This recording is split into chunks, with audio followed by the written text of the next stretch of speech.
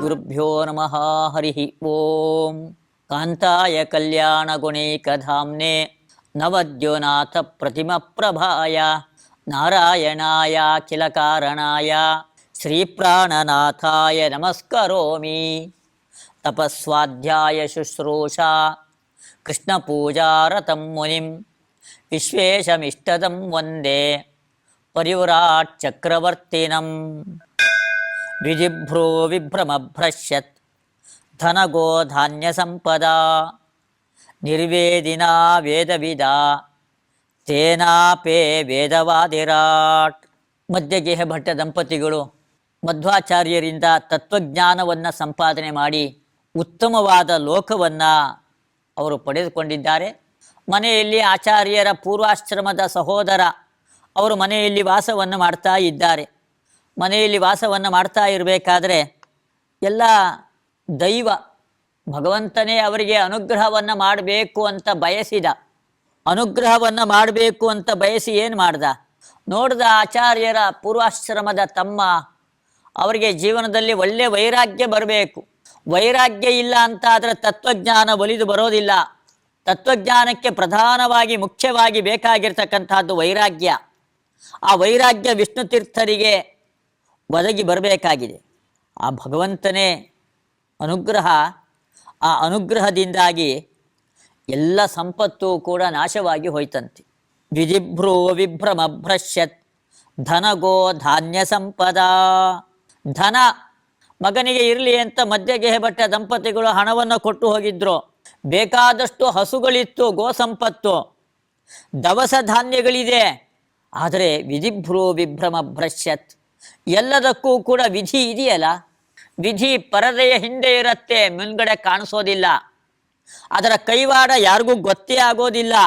ಅದರ ಭುರು ವಿಭ್ರಮ, ಹುಬ್ಬಿನ ಚಲನೆಯಿಂದಲೇನೆ ಎಲ್ಲ ಸಂಪತ್ತು ಕೂಡ ಹೊರಟೋಯ್ತು. ಯಾವುದೂ ಕೂಡ ಉಳಿಲಿಲ್ಲ. ಹೇಗೋ ಏನೋ ಎಲ್ಲ ಹೊರಟೋಯ್ತು. ಕಳ್ಳ ಕಾಕರು ಬಂದು ಕದ್ಕೊಂಡು ಹೋದರು. ದವಸ ಧಾನ್ಯಗಳಿಗೆಲ್ಲ ಹುಳಗಳು ಹಿಡಿತು. ಏನೇನೋ ಆಗೋಯ್ತು. ಯಾವ ಸಂಪತ್ತು ಕೂಡ ಅವರಿಗೆ ಉಳಿಲಿಲ್ಲಂತೆ. ನಿರ್ವೇದಿನ ವೇದವಿದ. ವೇದವಿದ ಅಂತ ಹೇಳ್ತಾರೆ. ಆಚಾರ್ಯರ ಪೂರ್ವಾಶ್ರಮದ ಸಹೋದರ ಅವರೇನು ಕಡಿಮೆ ಅಲ್ಲ. ವೇದವಿತ್, ವೇದಗಳ ಅಧ್ಯಯನವನ್ನು ಮಾಡಿದವರು ಅವರು ಕೂಡ. ಶಾಸ್ತ್ರಾಧ್ಯಯನದಲ್ಲಿ ತಮ್ಮನ್ನು ತೊಡಗಿಸಿಕೊಂಡಿದ್ರು ಅವರು ಕೂಡ. ಎಲ್ಲ ಸಂಪತ್ತು ಹೊರಟೋದಾಗ ಅವ್ರಿಗೆ ಅವಾಗ ವೈರಾಗ್ಯ ಬಂದಿದೆಯಂತೆ. ಹೇಳ್ತಾರಲ್ಲ, ವಿವಿಧ ಸಾಂಸಾರಿಕ ದುಃಖ ದರ್ಶನೇನ ವಿರಕ್ತಸ್ಯ ಶಮದಮಾದಿಮತಃ ವಿರಕ್ತಸ್ಯ. ಹಾಗೆ ಅವರಿಗೆ ಎಲ್ಲ ಸಂಪತ್ತು ಹೊರಟೋಯಿತು, ತುಂಬ ದುಃಖ ಆಗಿದೆ. ಸಂಸಾರದ ದುಃಖ ದರ್ಶನಗಳೆಲ್ಲ ಅವ್ರಿಗೆ ಆಗಿದೆಯಂತೆ. ಆದರೆ ನಿಜವಾಗಿಯೂ ಕೂಡ ಅವರಿಗೆ ವೈರಾಗ್ಯ ಬಂದಿದೆ. ಇದು ಅಭಾವ ವೈರಾಗ್ಯ ಅಂತ ಹೇಳ್ತಾರಲ್ಲ, ಇದು ಅಭಾವ ವೈರಾಗ್ಯ ಅಲ್ಲ. ಇದು ಅವರಿಗೆ ವೈರಾಗ್ಯ ಸಹಜವಾಗಿ ಒಳಗಡೆಗಿತ್ತು, ಅದರ ಅಭಿವ್ಯಕ್ತಿ ಆಗಿರಲಿಲ್ಲ. ಯಾಕೆ ಅಭಿವ್ಯಕ್ತಿ ಆಗಿರಲಿಲ್ಲ? ಮನೆಯಲ್ಲಿರ್ತಕ್ಕಂತಹ ಧನ, ಗೋ ಸಂಪತ್ತು, ದವಸ ಧಾನ್ಯಗಳು, ಈ ಸಂಪತ್ತೆಲ್ಲ ಅವರಿಗೆ ಪ್ರತಿಬಂಧಕವಾಗಿತ್ತು ಆ ವೈರಾಗ್ಯ ಅಭಿವ್ಯಕ್ತ ಆಗಲಿಕ್ಕೆ. ಯಾವಾಗ ಈ ಪ್ರತಿಬಂಧಕಗಳೆಲ್ಲ ನಿವೃತ್ತಿ ಆಯಿತೋ ಅವಾಗ ಅವರಿಗಿದ್ದಂತಹ ಸಹಜವಾದ ವೈರಾಗ್ಯ ಅದರ ಅಭಿವ್ಯಕ್ತಿಯಾಗಿದೆ. ಆ ವೈರಾಗ್ಯದಿಂದಾಗಿ ಗುರುಗಳ ಹತ್ರ ಬಂದಿದ್ದಾರೆ. ಯಾರು ಗುರುಗಳು? ಅಣ್ಣ ಪೂರ್ವಾಶ್ರಮದಲ್ಲಿ ವೇದವಾದಿರಾಟ್ ಅಂತ ಕರೀತಾರೆ.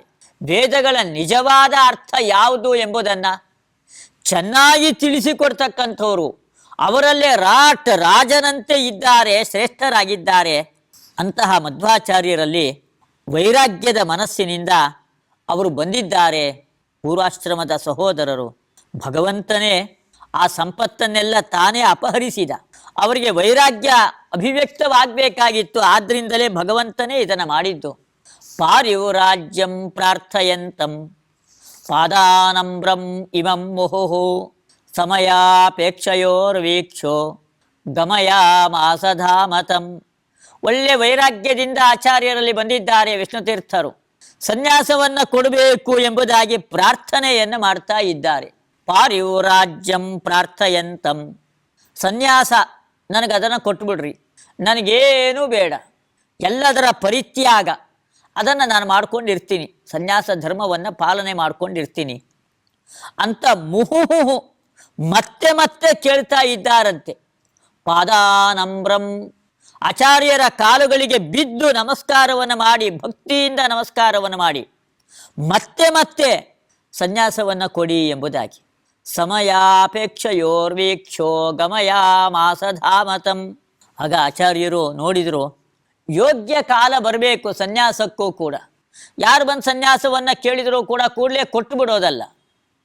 ಅವರಿಗೆ ವೈರಾಗ್ಯ ಇದೆಯೋ ಇಲ್ಲೋ, ಅವರ ಮನಸ್ಥಿತಿ ಹೇಗಿದೆ, ಏನೋ ಮನೆಯಲ್ಲಿ ಅಲ್ಪ ಸ್ವಲ್ಪ ಬೇಸರಗಳಿಗೆ ಕಾರಣ ಆಗಿ ತಾತ್ಕಾಲಿಕವಾಗಿ ಸಾಕಪ್ಪ ಸಾಕು ಏನೂ ಬೇಡ ಅಂತ ಅನಿಸಿರತ್ತೆ. ಅದು ಕೇವಲ ತಾತ್ಕಾಲಿಕ. ಮತ್ತೆ ಮರುದಿವಸ ಅದೇ ಹೆಂಡತಿ ಬೇಕು, ಮಕ್ಕಳು ಬೇಕು, ದುಡ್ಡು ಬೇಕು, ಮನೆ ಬೇಕು, ಮತ್ತದೇ ಆಸೆ ಆಕಾಂಕ್ಷೆಗಳು ಮತ್ತೆ ಟಿಸಿಲು ಹೊಡೆಯುತ್ತೆ. ಆದ್ದರಿಂದಾಗಿ ನಿಜವಾದ ವೈರಾಗ್ಯ ಇದೆಯೋ ಇಲ್ಲೋ ಅದನ್ನೆಲ್ಲ ಪರೀಕ್ಷೆ ಮಾಡಿ ಸನ್ಯಾಸವನ್ನು ಕೊಡಬೇಕು. ಅದಕ್ಕೆ ಪೂರ್ವಾಶ್ರಮದ ಸಹೋದರ ಬಂದು ಮತ್ತೆ ಮತ್ತೆ ನಮಸ್ಕಾರವನ್ನು ಮಾಡಿ ಕೇಳಿಕೊಂಡ್ರೂ ಕೂಡ ಆಚಾರ್ಯರು ಸನ್ಯಾಸವನ್ನು ಕೊಡಲಿಲ್ಲಂತೆ. ಗಮಯಾಮಾಸ ಧಾಮತಂ, ಮನೆಗೆ ಹೋಗುವಂತ ಮನೆಗೆ ಕಳಿಸಿದ್ರಂತೆ, ಮನೆಯಲ್ಲೇ ಇರು ಎಂಬುದಾಗಿ. ಚಾತುರ್ಮಾಸ್ಯ ಕಾಲ ಆಗಿರಬಹುದು, ಯೋಗ್ಯವಾದ ಕಾಲ ಬರಲಿ, ನಾನು ಕೊಡ್ತೀನಿ ಎಂಬುದಾಗಿ ಆಚಾರ್ಯರು ಸನ್ಯಾಸವನ್ನು ಕೂಡಲೇ ಕೊಡಲಿಲ್ಲ, ವಾಪಸ್ಸು ಕಳುಹಿಸಿಕೊಟ್ರು ಅವರನ್ನು, ಸಹೋದರರನ್ನು. ನ ಜಘಾಸ ನ ಸುಶ್ವಾಪ ನ ಜಹಾಸ ಸದೀರಧೀಹಿ ಸಮಯಾರ್ಥಿ ಸ್ಮರನ್ ಜ್ಯೇಷ್ಠಂ ರಾಮಂ ರಾಮಾನುಜೋ ಯಥಾ. ಧೀರಧೀಹಿ, ಅವರೇನು ಕಡಿಮೆ ವ್ಯಕ್ತಿಯಲ್ಲ. ಆಚಾರ್ಯರ ಪೂರ್ವಾಶ್ರಮದ ಸಹೋದರ ಅವರು ಧೀರಧೀಹಿ ಅಂತ ಹೇಳ್ತಾರೆ.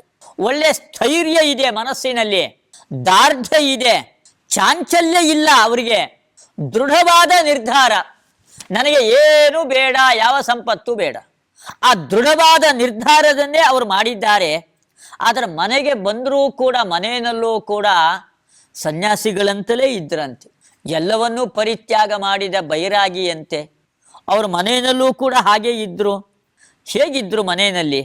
ರಾಮಂ ರಾಮಾನುಜೋ ಯಥಾ.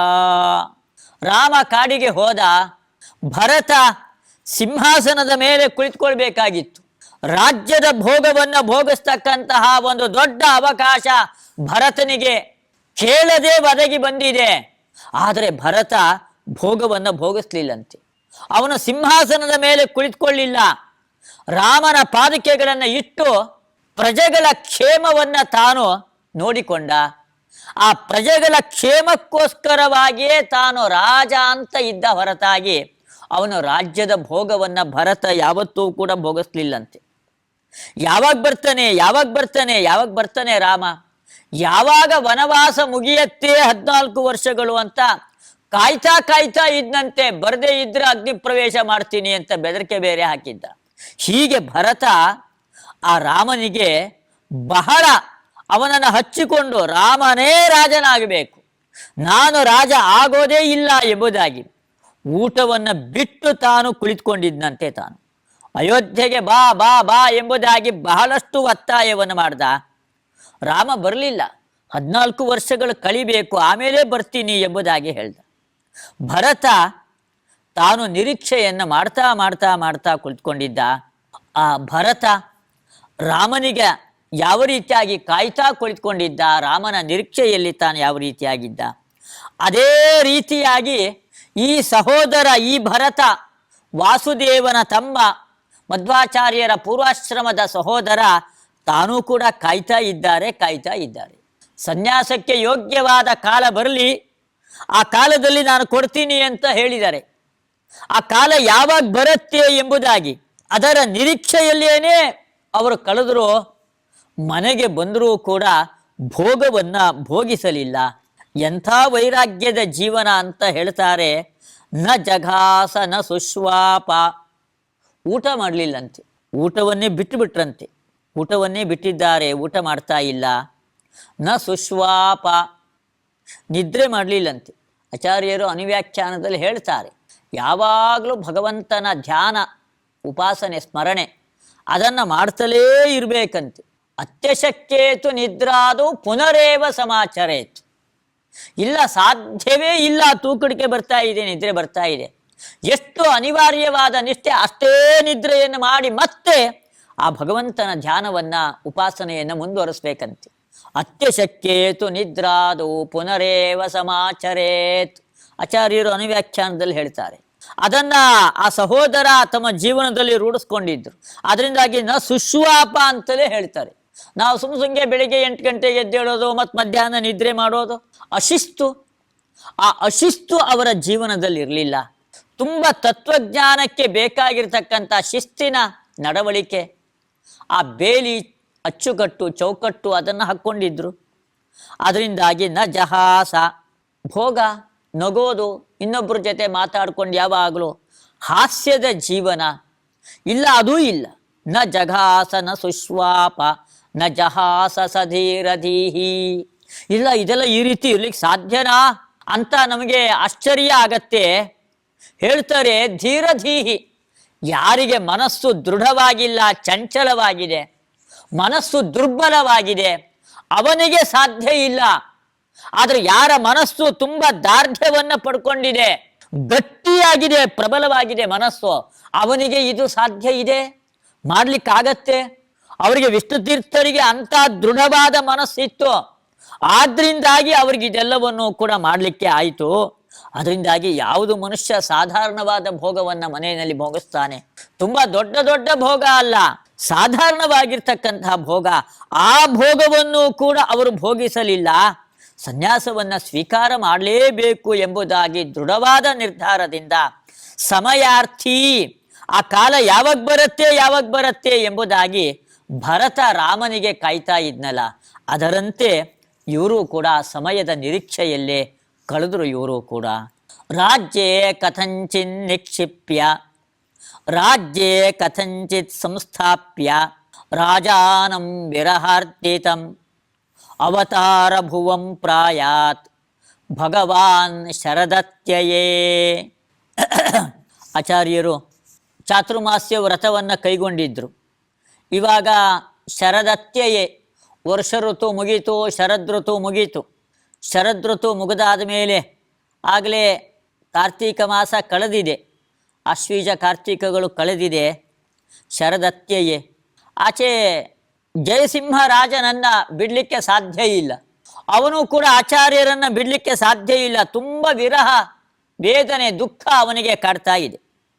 ಆಚಾರ್ಯರಲ್ಲಿ ಕೇಳ್ಕೊಳ್ತಾ ಇದ್ದಾನೆ, ಇಲ್ಲ ನೀವು ನನ್ನ ರಾಜ್ಯವನ್ನು ಬಿಟ್ಟು ಹೋಗಬಾರ್ದು, ಇಲ್ಲೇ ಇರಬೇಕು ಎಂಬುದಾಗಿ ಅವನ ಒತ್ತಡ ಇದೆ. ಆದರೂ ಕೂಡ ಕಥಂಚಿತ್ ಸಂಸ್ಥಾಪ್ಯ ರಾಜಾನಂ, ಅವನ ದುಃಖವನ್ನು ಪರಿಹರಿಸಿ ಅವನನ್ನು ಅದೇ ರಾಜ್ಯದಲ್ಲಿ ಕುಳ್ಳಿರಿಸಿ ಪಾಜಕ ಕ್ಷೇತ್ರಕ್ಕೆ ಆಚಾರ್ಯರು ಬರ್ತಾ ಇದ್ದಾರೆ. ಅವತಾರ ಭುವಂ, ಆಚಾರ್ಯರು ಅವತಾರ ಮಾಡಿರ್ತಕ್ಕಂತಹ ಪರಮ ಪವಿತ್ರವಾಗಿರ್ತಕ್ಕಂತಹ ಕ್ಷೇತ್ರ ಪಾಜಕ ಕ್ಷೇತ್ರ, ಅಲ್ಲಿಗೆ ಆಚಾರ್ಯರು ಬಂದಿದ್ದಾರೆ.